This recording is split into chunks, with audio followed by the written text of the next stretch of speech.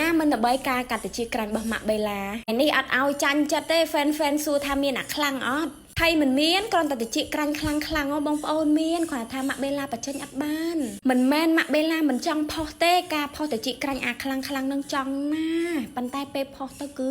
ក្រុមហ៊ុនបិទឃើញ Facebook ម៉ាក់បេឡាមួយរយៈហ្នឹងហ្វេនដែលគាត់បានមើលម៉ាក់បេឡាឬក៏អត់ទាន់មានហ្វេនមួយម៉ាក់បេឡាមើលអត់ឃើញទេមួយរយៈនេះ Facebook របស់ម៉ាក់បេឡាគេបណ្ណើយអញ្ចឹងម៉ាក់បេឡាផុសអាខ្លាំងអត់កើតទេហើយក៏ឲ្យហ៊ានផុសទៀតដែរអញ្ចឹងហ្វេនជាទីស្រឡាញ់របស់ម៉ាក់បេឡាយល់ចិត្តម៉ាក់បេឡានៅព្រោះម៉ាក់បេឡាស្រឡាញ់ហ្វេនជាទីស្រឡាញ់ទាំងអស់គ្នាណាស់មិនចង់ឲ្យខកបំណងទេចង់តែធ្វើឲ្យដូចចិត្តហ្វេនអ្នកគាត់ចង់មើលខ្លាំងអីនឹងចង់ណាស់តោះឥឡូវឈប់និយាយរឿងហ្នឹងហើយមកបបាយអារម្មណ៍ជាមួយនឹងការធ្វើតិចក្រាច់របស់ម៉ាក់បេឡាវិញនេះបងប្អូនណាឃើញជើងគាត់រៀងតល់ណែនេះអូយនេះ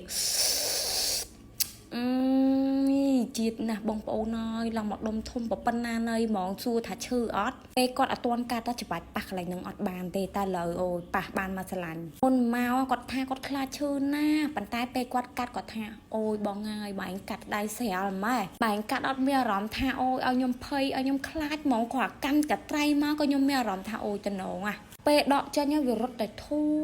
ឡើងធូជើងខ្សាក់ហ្មងបងប្អូនហើយនេះហើយបានថាណាការកាត់តិចក្រាញ់អស់មិនអស់គឺម្ចាស់ជើងដឹងហ្មងហើយការធ្វើក៏អញ្ចឹងដែរកាន់កវិតកាន់កត្រៃគួនតែមើលមកគឺគេដឹងហើយថាម្នាក់នឹងមានជំនាញអត់ហើយបើកន្លែងនេះវិញក៏ធំដែរបងប្អូនហើយនេះវាទាញមកឡើងមកដុំហ្មងនេះបងប្អូនហើយមកហើយនេះអូយឡើងភ្លុតឡើងធំប៉ុណ្ណាណៃ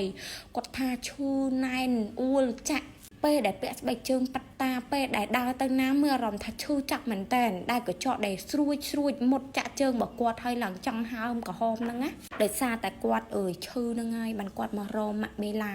គាត់ថាគាត់តាមដានខ្ញុំឡើងយូរហើយគាត់ចង់មកឡើងប្រហែលថ្ងៃហើយប៉ុន្តែគាត់អត់ហ៊ានមកគាត់នៅតែមានអារម្មណ៍ថាខ្លាច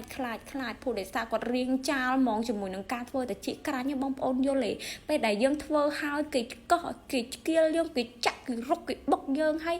មានអារម្មណ៍ថាយើងរៀងយើងខ្លាចហ្មងក្នុងការធ្វើតែជីកក្រាញ់ចង់ឃើញអ្នកដែលគាត់ធ្វើការកាត់តែជីកក្រាញ់សូម្បីតែម៉ាក់បេឡាបោះឲ្យបងទាំងអស់គ្នាបានមើលក៏បងនៅតែអូសហើយអូសទៀតមើលហើយមើលទៀតគួរតែទៅកន្លែងហ្នឹងគួរតែបថុយឬក៏គួរតែទៅធ្វើជាលើកចុងក្រោយអត់ភ្ញៀវខ្ញុំទាំងអស់ហ្មងគាត់និយាយអញ្ចឹងណាបងប្អូនគាត់ថាពេលបានមកអូយមានអារម្មណ៍ថា